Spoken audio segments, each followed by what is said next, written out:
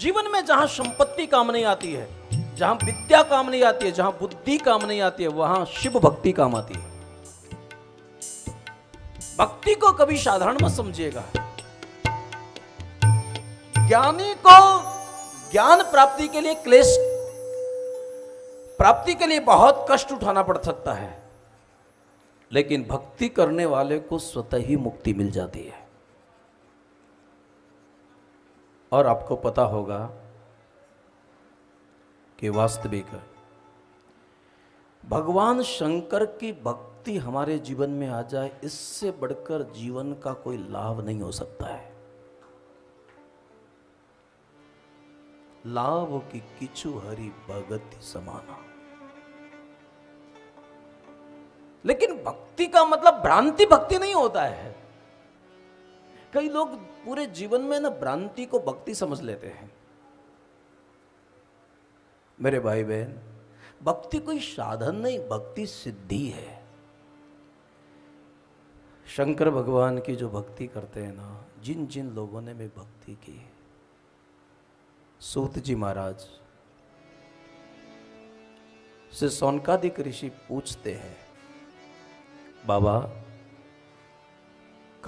कलिकाल आने वाला है, लोगों की मति पाप का आचरण करेगी, लोग बहुत पतन को ही प्रगति मान लेंगे। लोग भागवत श्रीमद् शिव पुराण के महात्म को पढ़िएगा, चारों वर्णों का पतन कैसा होता है। ब्राह्मण संध्या बंधनहीन हो जाएगा, सत्य शौच का परित्याग कर देगा, लोग पर धन में और पर स्त्री में उनको आकर्षण हो जाएगा। जीवन में कोई भी लोग पतन को ही प्रगति समझ लेते हैं। अनेक प्रकार की जब दुष्वृत्तियां चित्त में आ जाती हैं तो मानव जीवन अशांत हो जाता है। कोई भी व्यक्ति शरीर के स्तर पर तभी बीमार होता है जब पहले वो मानसिक रोगी होता है। इसलिए शरीर के रोगों से भी बहुत ज्यादा घातक होता है। भरत ने राम जी को कहा, अब बन चलो, तुम्हारे बगैर 14 साल में नहीं रह पाऊंगा। लेकिन भगवान मर्यादा पुरुषोत्तम ने कहा कि अगर मैं अयोध्या में वापस जाता हूं तो वहां मेरे तन को बहुत सुख मिलेगा, मैं बहुत सुख सुविधा में रहता हूं, लेकिन मेरे मन को एक दुख होगा कि जिस पिता ने अपने वचनों के लिए प्राणों को त्यागा, मैं उनके वचनों का पालन नहीं कर पाया। भरत, तुझे समझना चाहिए, अगर मैं वन में रहूंगा तो इस झोंपड़ी में रहकर मुझे थोड़ा सा शीत सहना पड़ेगा, मुझे बारिश को सहना पड़ेगा, मुझे शरीर को कष्ट हो सकता है, लेकिन मानसिक प्रसन्नता होगी कि मैं अपने पिता के वचनों का पालन कर रहा हूं। और आपको पता होना चाहिए कि शरीर के सुख से मानसिक सुख ज्यादा महत्वपूर्ण होता है। हम मन के लिए जो भी करते हैं, क्योंकि हमारा शरीर नहीं झगड़ता है, हमारा मन ही लोगों से झगड़ा करता है। अगर मन प्रसन्न होता है ना तो बड़ी बड़ी परिस्थितियों को भी हम लोग पार कर लेते हैं, मन में कोई विषाद नहीं आता है। लेकिन जब मन अशांत होता है तो बाहर, जब अंदर अशांति होती है तो बाहर सब कुछ अच्छा होने के बावजूद भी हमको अच्छा महसूस नहीं होता है। तो हमारा मन आभूषण बनना चाहिए उपासना करके। किरातों का नगर है, एक देवराज नाम का ब्राह्मण है, प्रतिष्ठापुर प्रयाग जिसको कहते हैं। एक बार वो था तो ब्राह्मण, लेकिन बहुत पतित हो गया था, बहुत अनाचारी था, बहुत व्यभिचारी था। एक बार जब गलतियां होने लगती हैं ना, दुनिया के किसी भी रावण की ताकत नहीं है।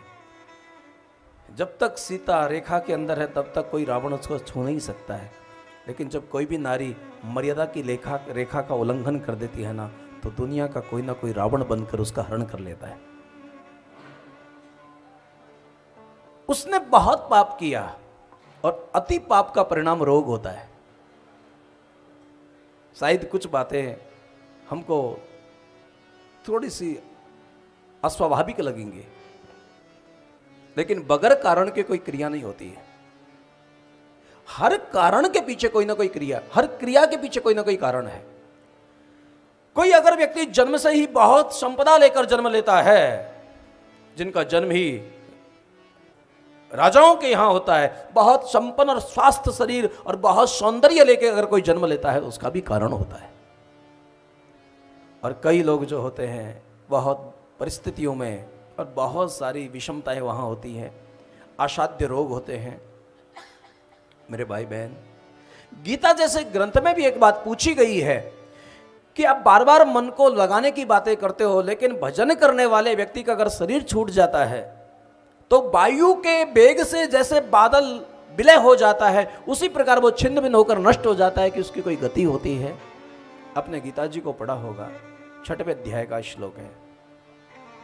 भगवान ने कहा कि ये बात तो बिल्कुल सही है कि शरीर छूटने के बाद में उसका जो पुनर्जन्म होता है ना, शुचीनाम श्रीमताम गेहे योग भ्रष्टो अभिजायते, किसी पवित्र कुल में उसका जन्म होता है। याद रखिएगा मेरे भाई बहन, तुम्हारे हाथ में बहुत कुछ हो सकता है लेकिन सब कुछ नहीं होता है। हमारे चाहने से हमारी इच्छाओं की पूर्ति नहीं होती है, इच्छाओं की पूर्ति विधि के विधान से होती है। विधान कर्म से बनता है और कर्म हमें अपनी अंतःकरण की वासना से प्रकट होते हैं। हमारे अंतःकरण में जैसी वासना होती है वैसे विचार आते हैं और विचार से कर्म का जन्म होता है, कर्म से प्रारब्ध बनता है। कर्म की गति गहन है, ये हमारे सभी शास्त्रों में लिखा है, गहना कर्मणो गति। कर्मणा जायते जंतु कर्मणे में विलीयते, ये वेदव्यास की वाणी है। कर्म प्रधान है यहां पर। कर्म वो बीज है, जो बोओगे वही काटोगे। मेरे भाई बहन, हम समाज को धोखा दे सकते हैं, कानून को भी खरीद सकते हैं, लेकिन कुदरत को कोई धोखा नहीं दे सकता। ईश्वर की जो व्यवधान, ईश्वर की जो व्यवस्था है ना, इसलिए खुद को धोखा दे मत बंदे, अच्छे ना होते कपट के धंधे, सदा न चलता किसी का नाटक। और यह निश्चित है कि जैसे ना चाहने पर हमारे जीवन में विपत्ति और बीमारियां आती है, वैसे ना चाहने पर ऐश्वर्य भी प्रकट हो जाता है। और गुजरात वाले लोगों को तो हम क्या बताएंगे, आप तो हमसे भी ज़्यादा जानते हो, क्योंकि यहाँ की भूमि ने तो देश को क्या नहीं दिया। जब जब जैसे लोगों की जरूरत पड़ी ना, तो इस भूमि ने समाज को बहुत दिया है। और अभी भी कुछ भी है, हमारे भारत को जो प्रधानमंत्री दिया है ना, वो इस भूमि ने दिया है। और याद रखना, कभी कभी जब उनके बारे में पढ़ने को और सुनने को मिलता है तो ऐसा ही सुनते हैं, क्या उसकी माँ ने सोचा था कि मेरा बेटा पीएम बन जाए? नहीं नहीं, उनके सोचने से नहीं हो। और जिनके माताओं ने सोचा था कि हमारे बेटे को पीएम बनाएंगे, वो बना पाए? चाहने से नहीं होगा ना, चाहने से नहीं होता है। इसलिए माताएं, ये जो बच्चे पढ़ाई करने जाते हैं और माताएं जो टेंशन करती है ना, सच में इनके जीवन में है ना, मोह तो है लेकिन प्रेम नहीं है, ज्ञान नहीं है। अभी उन परिभाषाओं के बारे में हम ठीक से परिचित नहीं है। एक कैसे परिवार का विकास होता है, हमारे धर्मशास्त्रों में ये क्यों कह दिया गया है कि वो लोग मूढ़ हैं जो सुख चाहते हैं लेकिन धर्म नहीं करते हैं। और ये निर्विवाद सत्य है कि वो लोग बहुत अज्ञानी हैं जो सुख चाहते हैं लेकिन धर्म नहीं करते हैं। क्योंकि प्रकृति की इतनी सुंदर व्यवस्था है ना, यहाँ इकट्ठा कोई भी कर सकता है, लेकिन उसको कौन भोगेगा वो भी हमारे हाथ में नहीं होता है। हम बहुत कोशिश करते हैं। इसीलिए हमारे शास्त्रों में कहा गया है कि दशरथ और जनक को जब देखा कि इनके यहां राम जैसा बेटा और इनके यहां जानकी जैसी बेटी ने जन्म लिया, इसका कारण क्या, इस पर शोध होना चाहिए। तो वहां हमारे भारत का साधु कहता है, इन दोनों ने शंकर की बहुत साधना की है। इन सम काहू न शिव अपराध है। इन दोनों ने शंकर को बहुत उपासना की है। बगैर शंकर की कृपा के इच्छित फलों की प्राप्ति नहीं होती है। भगवान शंकर की बहुत बड़ी कृपा है। वो देवराज ब्राह्मण बहुत पतित कर्मों में चला गया, कभी कभी हमें पता नहीं चलता है। एक बार हम गलती करने लगते हैं तो फिर बार बार वो स्वभाव बनता चला जाता है और हम लोग इतने विकृत हो जाते हैं। शिव पुराण में लिखा है कि बहुत निंदनीय कर्म करने लगा, लेकिन दैव योग से एक बार वो पहुंचा है प्रयाग में, और वहां एक शिव मंदिर था। कुछ साधु संत बैठकर पुराण की कथा हो रहे थे, वहां शिव पुराण की कथा हो रही थी, शिव आराधना हो रही थी। और बेचारा ये बहुत दिनहीन हो चुका था पाप के कारण, इसके शरीर में रोग उत्पन्न हो गए थे, और उन बीमारियों के चलते ये बहुत कष्ट में था। लेकिन वहां समीप में कथा होने के कारण कुछ शंकर की भक्ति के भगवान शंकर का नाम इसके मुख में पड़ा, और फिर इसका प्राण छूट गया। जैसे ही शरीर को छोड़ा है, उस शंकर भगवान के स्मरण के चलते ये गांग बिल्कुल रुद्राक्ष धारण करके त्रिपुंड लगा के इसको सायुज्य मुक्ति, सारूपी मुक्ति की प्राप्ति हुई। ये भगवान शंकर के गणों के पास पहुंचकर इसको शिवलोक की प्राप्ति हुई। सच में ये जो देवादिदेव जो महादेव है ना, इनकी जो करुणा दृष्टि है, भगवान राम जो हैं वो सत्य अवतार हैं, भगवान कृष्ण जो है वो प्रेम अवतार है, लेकिन शंकर भगवान जो हैं वो कर्पूर गौरम करुणावतार है, वो करुणा की ही अवतार है। जैसे रामचरितमानस में कांड आते हैं, वाल्मीकि रामायण में सर्ग आते हैं, ऐसे ही शिव पुराण में संहिता है। यद्यपि शिव पुराण में 1,00,000 श्लोक थे, लेकिन वेदव्यास ने इसको थोड़ा सा लघु बनाया है, 40,000 श्लोक रखे हैं। 12 संहिता थी, लेकिन उसमें से 7 संहिता को रखा है। और उसके बाद सूत जी महाराज का जब भगवान शंकर के कथाओं को सुनाने लगे हैं, सभी जीवों के कल्याण के लिए, क्योंकि शिव कल्याणकारी है। भगवान शिव का जो जप है ना, ओम नमः शिवाय, नमः शिवाय, नमः शिवाय, हमारे सभी प्रकार के ऐसा कोई पाप नहीं है जिस पाप का प्रायश्चित भगवान शिव के नाम जप करने से नहीं होता है।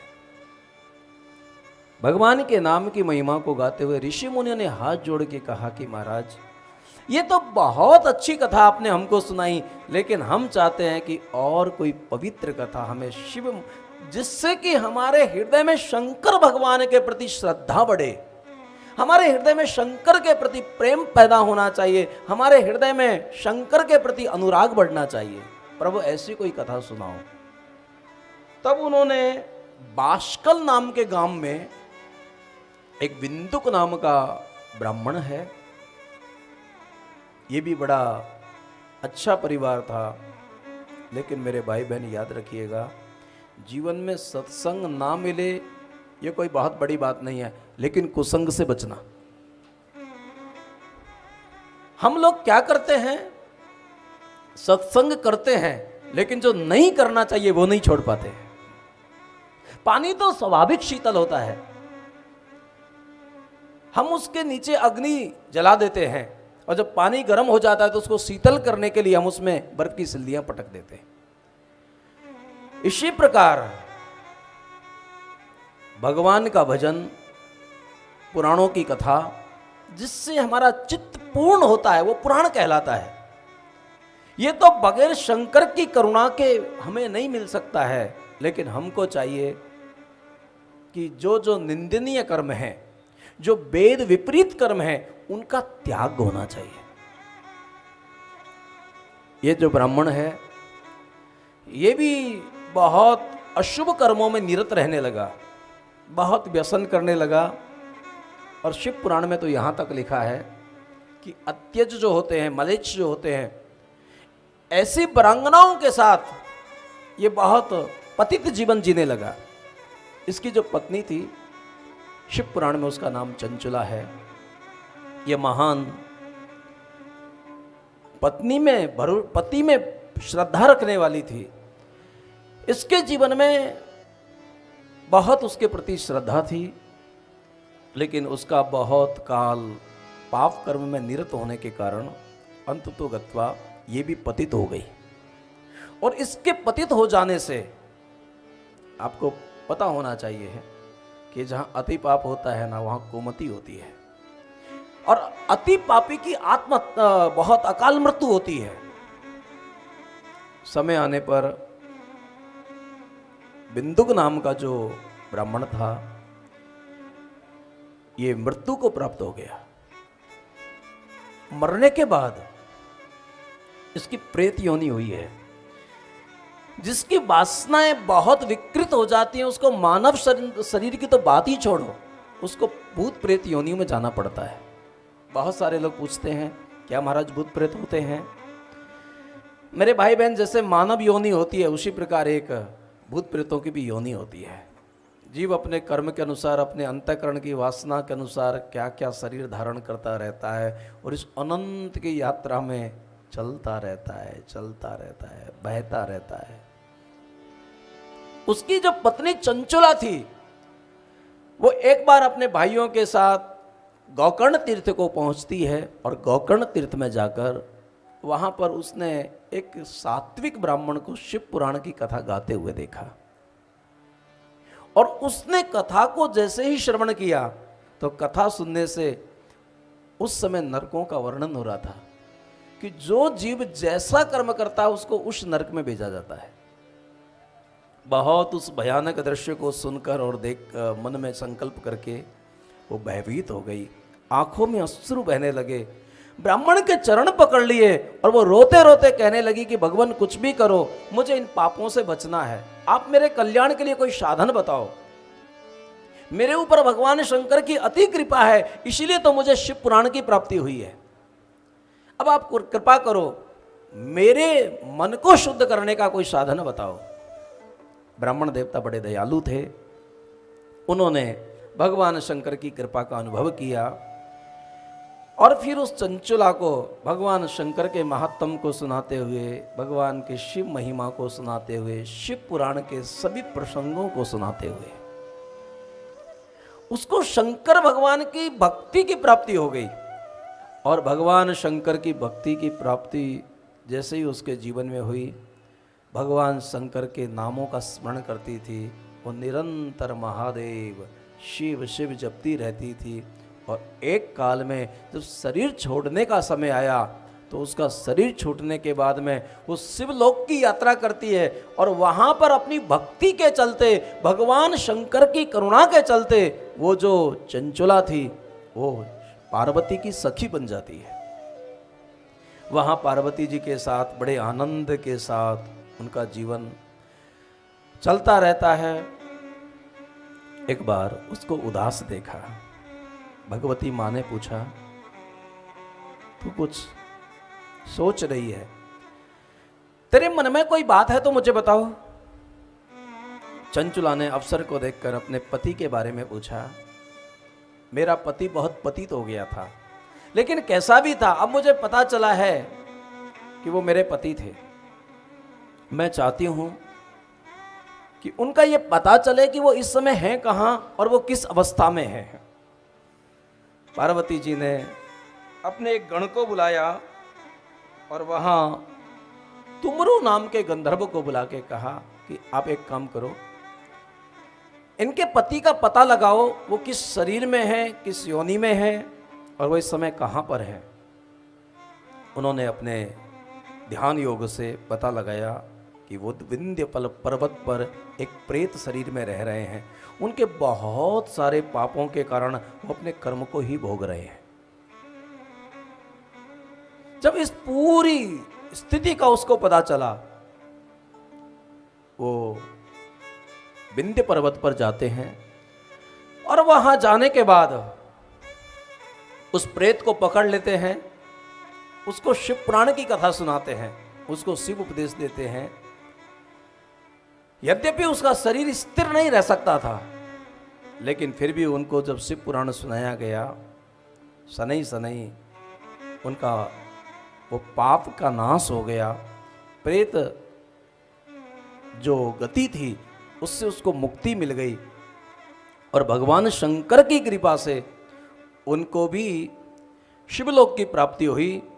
अब तो दिव्य त्रिपुंड लगाकर, गले में रुद्राक्ष माला पहनकर और शिव शिव का जप करते हुए नमः शिवाय का जप करते करते वो दोनों पति और पत्नी जो इतने पतित हो चुके थे मृत्यु लोक में, उन्होंने भी भगवान शंकर की आराधना करके दोनों ने उस परम अवस्था को प्राप्त किया और नित्य शंकर के गणों के साथ वहाँ कैलाश में निवास